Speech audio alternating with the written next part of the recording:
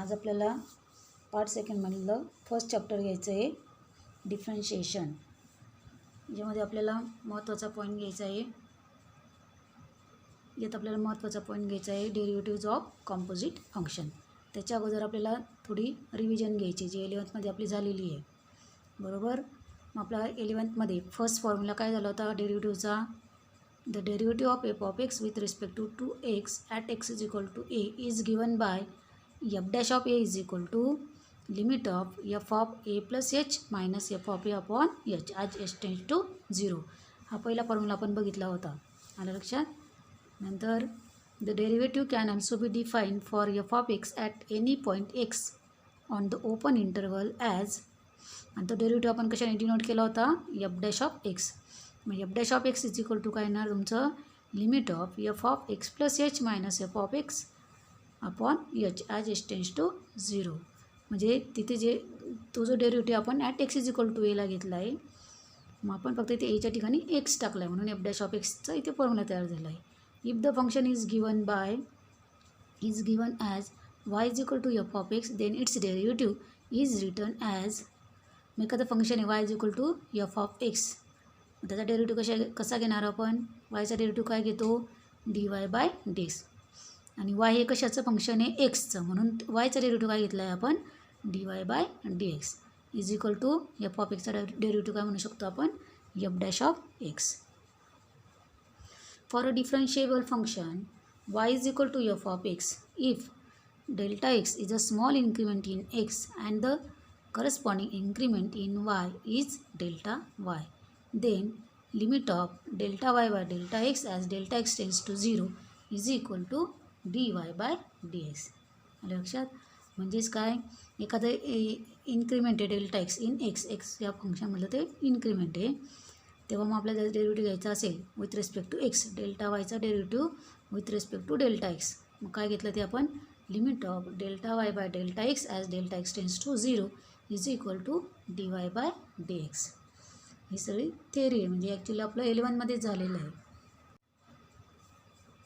आता आपल्याला फॉर्म्युले ते झालेलेच आहे आपले, पण तरी पण आपण घेणार आहोत, आणि ते तुम्ही सगळे लिहून काढायचे.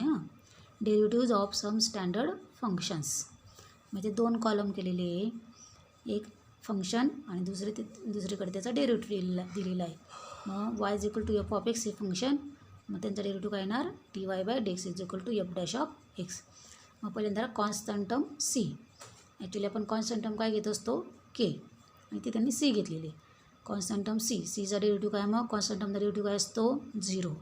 नंतर 1 अपॉन एक्सचा डेरिव्हेटिव्ह काय? Minus 1 upon x square. मग तसंच 1 अपॉन एक्स रेस टू एनचा डेरिव्हेटिव्ह काय येणार? Minus n upon x raise to n plus 1. वरती बघा 1 अपॉन एक्सचा डेरिव्हेटिव्ह काय घेतला आहे आपण? Minus 1 upon x square. मग तिथे ती जी पॉवर आहे, आलं लक्षात, एक्सची पॉवर काय आहे? 1, म्हणून वरती न्यूमरेटरला काय आलं आहे? 1, आणि खाली काय आहे की त्याची पॉवर ही 1ने वाढत असते. मग इथे कोणतं फंक्शन आहे आपलं? 1 upon x raise to n. मग पॉवर इथे काय आहे? एक्सची पॉवर काय? एन, ती वरती घेतली न्यूमरेटरला, मायनस एन अपॉन, आणि खालच्याची पॉवर ही 1ने वाढत असते, upon x raise to n plus 1. Root of एक्सचा डेरिव्हेटिव्ह काय घेतला होता आपण? 1 upon 2 root of x. Sine of एक्सचा डेरिव्हेटिव्ह काय काढला होता? Cos of x. कॉस एक्सचा derivative minus sine of x. Tan एक्सचा डेरिव्हेटिव्ह काय? Sec square x. नंतर सेकंड टेबलमध्ये, आता सेकंड टेबलमध्ये सेक एक्सचा डेरिव्हेटिव्ह काय असतो? Sec x into tan x. Cosec of x. Cosec एक्सचा डेरिव्हेटिव्ह काय असतो? Minus cosec x into cot of x. नंतर कॉट एक्सचा derivative minus cosec square x. E raise to एक्सचा derivative e raise to x. A raise to एक्सचा derivative a raise to x into log of a. आणि log एक्सचा derivative काय असतो? 1 upon x. नंतर log of x to the base ए. आता log of x to the base a म्हणजे काय? तिथे जर change of the base law जर वापरला तर काय येणार? Log of x upon log of a. मग त्याच्यामध्ये लॉग ऑफ ही टर्म कॉन्स्टंट आहे, म्हणजे 1 log ऑफ ए जसंच तसं राहणार आणि ॲक्च्युली फक्त कशाचा डेरिव्हेटिव्ह घ्यायचा आहे आपल्याला लॉग ऑफ एक्स आणि लॉग ऑफ एक्सचा डेरिव्हेटिव्ह काय असतो 1/x म्हणून log of x to the base एचा डेरिव्हेटिव्ह काय येतो 1/x इंटू लॉग ऑफ ए. हे सगळे फॉर्म्युले आपण 11th पण बघितले आणि लिहिलेले पण आहेत. ते सगळे व्यवस्थित राईट करून घ्या कारण ते फॉर्म्युले जर लर्न असतील तरच पुढचे एक्झाम्पल आपल्याला येतील. ओके. नंतर रूल्स ऑफ डिफरन्शिएशन हे पण झाले होते. आपण थेरम बघितले तेव्हा प्लसचा थेरम, मायनसचा थेरम, इंटूचा थेरम आणि डिव्हिजनचा थेरम, ते रूल्स किंवा फॉर्म्युले. मग if u and v are differentiable functions of x such that y is equal to जर फंक्शन असेल यू प्लस व्ही किंवा यू मायनस व्ही, ते दोघं एकत्र घेतलेले यू प्लस व्ही किंवा यू मायनस व्ही, देन मग जेव्हा y is equal to u plus v असेल तेव्हा त्याचा डेरिव्हेटिव्ह काय घेणार आपण, then dy by dx is equal to du by dx plus dv by dx. म्हणजे सेपरेट यूचा डेरिव्हेटिव्ह घ्यायचा आणि व्हीचा पण डेरिव्हेटिव्ह घ्यायचा आणि सगळे डेरिव्हेटिव्ह आपण विथ रिस्पेक्ट टू एक्सच घेणार आहोत. नंतर जेव्हा y is equal to u minus v असेल तेव्हा डेरिव्हेटिव्ह काय येणार, then dy by dx is equal to du by dx minus dv by dx. नंतर second rule y is equal to u into v इंटूचा rule, बरोबर.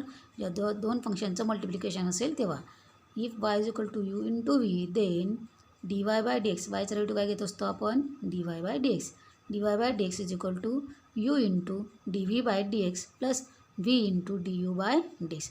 म्हणजे याच्यामध्ये एक कॉन्स्टंट ठेवायचा, दुसऱ्याचा डेरिव्हेटिव्ह प्लस आता दुसरा कॉन्स्टंट ठेवायचा आणि पहिल्याचा डेरिव्हेटिव्ह घ्यायचा. तसं त्याच्यामध्ये 3 फंक्शन जरी असेल तरी आपण डेरिव्हेटिव्ह्ज घेऊ शकतो, बरोबर.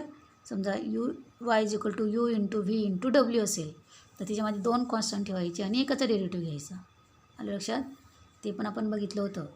तुमच्या 11वीच्या नोट्स सांभाळून ठेवल्या असतील ना, त्या चेक करा. नंतर वाय इज इक्वल टू आता upon u upon v. If y is equal to u upon v where v not equal to 0, but हा व्ही 0 नको पाहिजे. Then dy by dx is equal to v into du by dx minus u into dv by dx upon v square.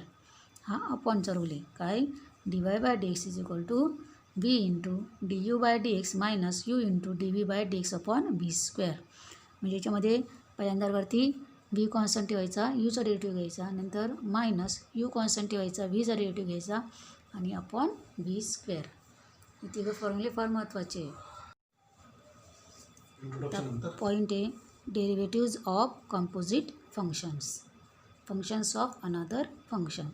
So far we have studied the derivative of simple functions like sin x, log x, e raised to x, etc. But how about the derivatives of sin of root of x, log of sin of x square plus 5 or e raised to tan of x, etc. These are known as the composite functions. In this section let us study how to differentiate the composite functions. ज्याच्यामध्ये आता आपल्याला माहिती आहे आपण sign एक्सचा म्हणजे single function असेल ते लगेच डेरिव्हेटिव्ह घेऊ शकतो. साइन एक्सचा डेरिव्हेटिव्ह घेऊ शकतो, लॉग ऑफ एक्सचा डेरिव्हेटिव्ह घेऊ शकतो, ई रेज टू एक्सचा डेरिव्हेटिव्ह घेऊ शकतो. पण फंक्शनमध्ये फंक्शन असेल की sine of root of x म्हणूनच तो एक्स आहे का नाही, तिथे परत फंक्शन आलेले रूट ऑफ एक्स, त्याचा डेरिव्हेटिव्ह कसा घ्यायचा. किंवा log of sine of x square plus 5, log of x जर असेल तर आपण लगेच डेरिव्हेटिव्ह घेतो. पण इथे एक्सच्या ठिकाणी परत फंक्शन आहे. काय आहे की sine of x square plus 5, म्हणजे इथे फंक्शनमध्ये फंक्शन आहे. लॉग एक फंक्शन आहे, साइन एक फंक्शन आहे आणि अल्जेब्रिक एक फंक्शन आहे की एक्स स्क्वेअर प्लस 5. तसंच ई रेज टू एक्सचा डेरिव्हेटिव्ह पण आपण लगेच घेऊ शकतो. पण इथे e raise to tan of x. मग फंक्शनमध्ये फंक्शन असेल तर त्याचा डेरिव्हेटिव्ह कसा घ्यायचा यात आपल्याला बघायचं आहे. त्याच्या अगोदर आपण आता एक थेरम बघणार आहोत की त्या थेरमच्या आधारे आपण ते एक्झाम्पल किंवा ते फंक्शनमधलं फंक्शनचा डेरिव्हेटिव्ह लगेच घेऊ शकतो. मग आता थेरमचं स्टेटमेंट आहे बघा. काय स्टेटमेंट आहे, if y is equal to f of u is a differentiable function of u and u is equal to g of x is a differentiable function of x such that the composite function y is equal to f of g of x is a differentiable function of x. म्हणजे ते y is equal to f of g of x म्हणजे एफमध्ये परत म्हणजे F of एक्समध्ये परत function आहे जी of x लक्षात, म्हणजे ते काय झालं कॉम्पोजिट फंक्शन. मग त्याचा डेरिव्हेटिव्ह कसा घेणार आपण, then dy by d x is equal to dy by d u into d u by d x. आपल्याला हे प्रूव्ह करायचं आहे. जर y is equal to f of g of x असेल then dy by d x is equal to काय prove करायचं आपल्याला, dy by d x is equal to dy by d u into d u by d x. त्याचा प्रूफमध्ये बघा, if given that की y is equal to f of u and u is equal to g of x. y is equal to काय function घेतलं आपण, f of u म्हणजे y हे यूचं फंक्शन आहे आणि u हे एक्सचं फंक्शन आहे and u is equal to g of x. We assume that u is not a constant function. Let there be a small increment in the value of x, say delta x.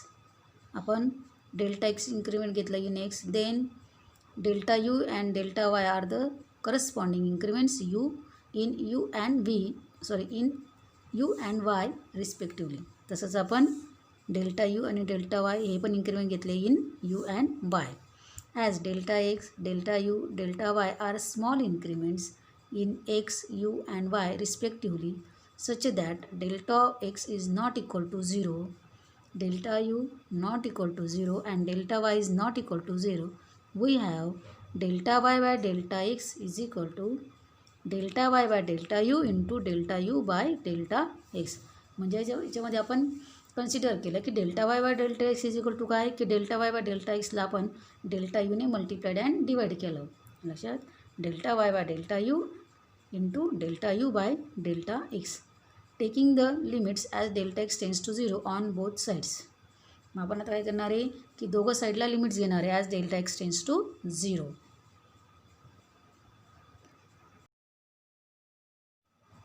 दोघं साईडला limits लावले as delta x tends to 0. काय मिळालं मग आपल्याला, limit of delta y by delta x as delta x tends to 0 is equal to limit, आता right hand साईडला की limit of delta y by delta u as delta x tends to 0 into limit of delta u by delta x as delta x tends to 0. As delta x tends to 0, we get delta u tends to 0 because u is a continuous function of x. म्हणजे delta x tends to 0 असेल तर आपण delta u tends to 0 पण घेऊ शकतो. मग left hand side जशीच तशी राहणार, limit of delta y by delta x as delta x tends to 0 is equal to, आता राईट हँड साईडला काय येणार की limit of delta y by delta u as delta u tends to 0 into limit of delta u by delta x as delta x tends to 0. Since y is a differentiable function of u and u is a differentiable function of x, we have, बरोबर, y हे यूचं function आहे आणि u हे xचं function आहे, म्हणून काय मग की limit of delta y by delta u as delta u tends to 0 काय घेऊ शकतो आपण, dy by d u and limit of delta u by delta x as delta x tends to 0 is equal to काय घेऊ शकतो आपण, d u by d x. याला आपण सेकंड इक्वेशन म्हटलं. मग from 1 and 2, from equation 1 and 2 we get, मग आपल्याला काय मिळेल, limit of delta y by delta x as delta x tends to 0 is equal to, मग आपण हे जे सेकंड इक्वेशनच्या व्हॅल्यू आहे ते फर्स्ट इक्वेशनमध्ये टाकतो आहे. मग काय येणार, d y by d u into d u by d x. The R H S of, याला इक्वेशन थर्ड म्हटलं. मग the RHS of equation third is exists and is finite, implies that LHS of equation third is also exists and is finite. म्हणजे आपल्याला third इक्वेशनची RHS ही exist होते म्हणून त्याची LHS सुद्धा exist होणार. आणि ती कशी असणार, LHS काय तुमच्यावाली की limit of delta y by delta x as delta x tends to 0 is equal to काय येणार मग, d y by d x. बरोबर, third equation becomes, equation third काय येणार, third equation becomes dy by dx is equal to dy by du into du by dx. अशात composite function म्हणजे y is equal to f of g of x असेल तर त्याचं function, त्याचा derivative कसं घेणार आपण, dy by dx is equal to dy by du into du by dx. This is also called as a chain rule. महत्त्वाचा theorem आहे तो पाठ कराल, लिहून तर घ्याच पण पाठांतर पण करा, बऱ्याचदा विचारले जातात हे थेरम. डेरिव्हेटिव्ह ऑफ कॉम्पोजिट फंक्शनचा, पुढे डेरिव्हेटिव्ह ऑफ इन्व्हर्स फंक्शनचा थेरम असेल. हे थेरम महत्त्वाचे आहे. सेकंड पार्टमध्ये आपल्याला डेरिव्हेटिव्ह चॅप्टरमध्ये जास्त थेरम आहे. आता नोट्स. फर्स्ट नोट बघा. The derivative of a composite function can also be express as follows.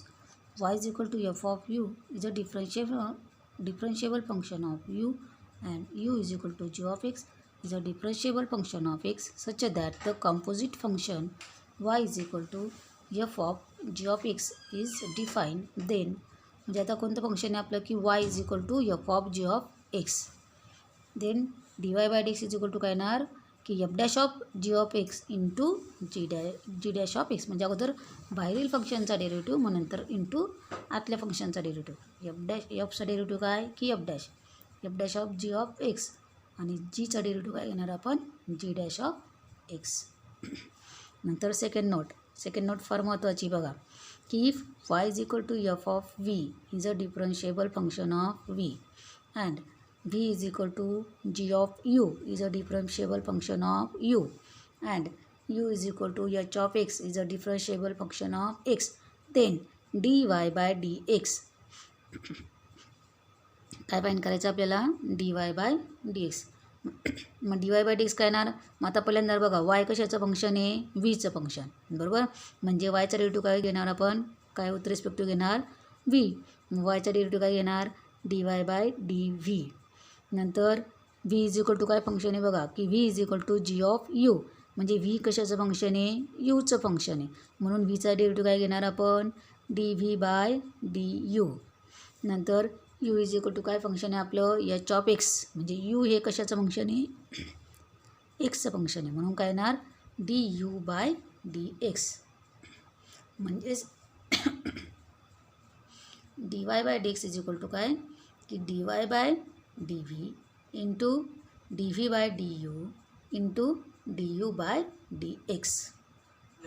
नंतर थर्ड नोट आहे इफ y इज a differentiable function of u1 and ui is a differentiable function of u of I plus 1 for I equal to 1 to n minus 1 and un is a differentiable function of x, then म्हणजे y हे u1चं function आहे नंतर u1 हे u2चं function असणार आहे u2 हे u3चं function असणार आहे up to dash dash ui हे u ऑफ I प्लस 1चं फंक्शन असणार आहे आणि un हे एक्सचं फंक्शन आहे.